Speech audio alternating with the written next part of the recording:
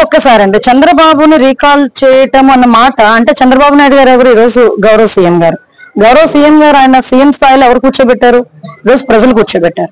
ఇంత ఓట్ల మెజార్టీతో కూర్చోబెట్టారు. 164 సీట్లు ఇచ్చి 90% పైన ఈరోజు స్టేక్ ఇచ్చి మాకు ఈరోజు కూర్చోబెట్టిన పరిస్థితి. నువ్వు రీకాల్ చంద్రబాబు నాయుడు గారిని చేస్తాను అంటే అది రీకాల్ చంద్రబాబు నాయుడు గారిని చేయటం కాదు, రీకాల్ ప్రజలను చేస్తున్నాడా? ఈరోజు ప్రజలు తీర్పుని చేస్తున్నారు రీకాల్. ఈరోజు దయచేసి అది అర్థం చేసుకోవాలి. ఈ రోజు జగన్మోహన్ రెడ్డి రీకాల్ చేయడం అవి కాదండి. ఈ రోజు మీరు ఒక విషయం అర్థం చేసుకుంటే ఒక మనిషిగా కూడా ప్రవర్తించటం లేదు, ఒక మానవత్వం ఉన్న మనిషిగా కూడా ప్రవర్తించడం లేదన్నదైతే ఈ రోజు మా ఉద్దేశం. ఈ రోజు ప్రసన్న కుమార్ రెడ్డి ఎక్స్ఎమ్మెల్యే, అతని మీద సుమారుగా 50,000 పైన మెజారిటీతో అక్కడ ప్రశాంతి రెడ్డి గారు గెలిచారు. అంటే అక్కడ నియోజకవర్గ ప్రజలందరూ కూడా ఆవిడని ఆశీర్వదించారు. 50,000 పైకి మెజారిటీతో ఆవిడ గెలిచారు. అదేవిధంగా చాలా మంది వైఎస్ఆర్సీపీ నాయకులు అక్కడ ఇతను బాధ భరించలేక టీడీపీలోకి వచ్చిన సందర్భాన్ని కూడా గుర్తు చేయాలి. దీనంతటినీ ఓర్వలేక సొంత చెల్లి అవుతుందట తెలుసా మీకు? మొన్నటి వరకు నాకు ఆవిడ చెల్లి అవుతుందన్న సంగతి తెలియదు. ప్రసన్న కుమార్ రెడ్డికి స్వయాన చెల్లి వరుస అవుతుందట. అంటే చెల్లి వరుస అయ్యే ఆ మహిళ మీద, దట్టు ఒక ఎమ్మెల్యే మీద నోటికొచ్చినట్టు వరస్ట్గా మాట్లాడి అతని మాటల్ని న్యాయస్థానాలు సైతం తప్పుబట్టే పరిస్థితుల్లో ఉంటుంటే కనీసం ఈ రోజుకి నువ్వు చేసింది తప్పు అని జగన్మోహన్ రెడ్డి నోట్లోంచి గాని ప్రసన్న కుమార్ నోట్లోంచి గాని ఒక పశ్చాత్తాపడి ఒక మాట రాలేదంటే ముందు దాని సంగతి చూసుకోమనండి. నేనేమంటానంటే ముందు ఎంట గెలిచి రచ్చగెలాలి అంటారు. నువ్వు ఇంట్లో నీ తల్లికి చెల్లికి కూడా ఇలాంటి ట్రీట్మెంట్ ఇచ్చి రోడ్డు మీద పడేసావు. తల్లికి ఇచ్చే గౌరవం ఇవ్వలేదు, చెల్లికి ఇచ్చే గౌరవం ఇవ్వలేదు. అంటే ఇప్పుడు ఎక్కడో ప్రసన్న కుమార్ రెడ్డి ఎక్కడో నేర్చుకోలేదండి. ప్రసన్న కుమార్ రెడ్డి ఓవరాల్ గా నేర్చుకున్నదంతా జగన్మోహన్ రెడ్డి దగ్గరే. జగన్మోహన్ రెడ్డి కూడా తన సొంత చెల్లెలు కట్టుకున్న చీర గురించి మాట్లాడతాడు. సొంత చెల్లెలు తాలూకా పుట్టుక గురించి ఎవరైనా మాట్లాడితే ఎక్కిలినవ్వులు నవ్వుతాడు. కాబట్టి ఈ రోజు అతని తాలూకా ఎమ్మెల్యేలు ఎక్స్-ఎమ్మెల్యేలు బయటకు వచ్చి మహిళలని కూడా చూడకుండా మహిళల మీద ఇష్టానుసారంగా మాట్లాడే పరిస్థితి ఈ రోజు కనిపిస్తా ఉంది. ఈ రోజు నేనేమంటానంటే ముందు మహిళల్ని గౌరవించడం నేర్చుకో, తర్వాత రాజకీయం చేయి.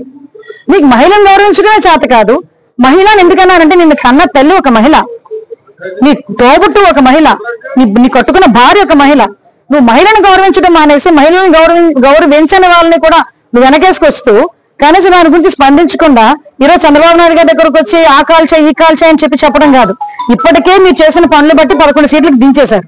మీరు ఇలాగే పని చేస్తే కనుక 11 సీట్లు కూడా ఉండకుండా పర్మనెంట్ గా ఇంట్లో కూర్చున్న పరిస్థితి జగన్మోహన్ రెడ్డికి త్వరలోనే రాబోతోంది.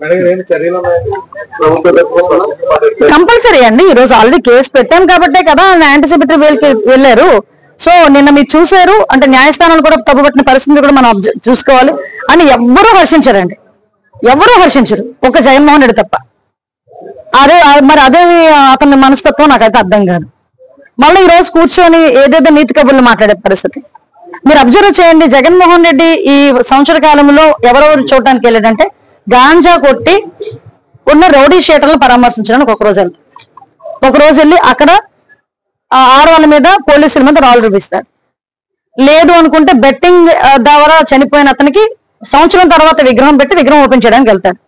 సంవత్సరం తర్వాత చనిపోయిన వాడికి విగ్రహం ఓపెన్ చేయడానికి వెళ్ళి ముగ్గురిని చంపేశాడు. కారు కింద అతనికి ఏంటంటే మొన్న చూశాను. ఒకసారి ఏమో తలకే తొక్కించాడు, మొన్న మామిడికాయ తొక్కించాడు. మామిడికాయలు రోడ్డు మీద పంట అండి. నిజంగా ఆ పండించిన వాడికి ఎంత బాధ ఉంటుంది తెలుసా? సంవత్సరం అంతా అది మామిడికాయ పువ్వు పూసిందా, పువ్వు మళ్ళీ రాలిపోతుందా, మంచు పడుతుందా, కాయ కాసిందా, కాయ పిండి ఎలా ఉంది, పెద్దది ఎలా ఉంది, అక్కడ కాపలా కాసి చిన్నపిల్లలు కూడా రాయి పెట్టి కొడితే చిన్నపిల్లల్ని కూడా బెదిరించి అంటే ఒక సంవత్సరం పాటు ఎంతో కష్టపడితే ఆ మామిడికాయ తీసుకొచ్చుకుంటే ఆ మామిడికాయకి ఆ తెంపుకొని ఆ ఫలసాయం సంవత్సరం అంతా తినాలని ప్రతి రైతు అనుకుంటే ఆ మామిడికాయలన్నింటినీ కూడా రోడ్డు మీద పెట్టి కారులతో తొక్కించి ఏంటండి శాడిజం? నాకు అర్థం కాదు. జనాలు కూడా అర్థం చేసుకోవాలి, ఆలోచించాలి జనాలు కూడా. అలాంటి శాడిజమైన పనులు ఆయన చేస్తా ఉంటే నేను కేసు పెట్టకూడదా? ఈ రోజు బయటకు వచ్చి ఏం మాట్లాడతాడు?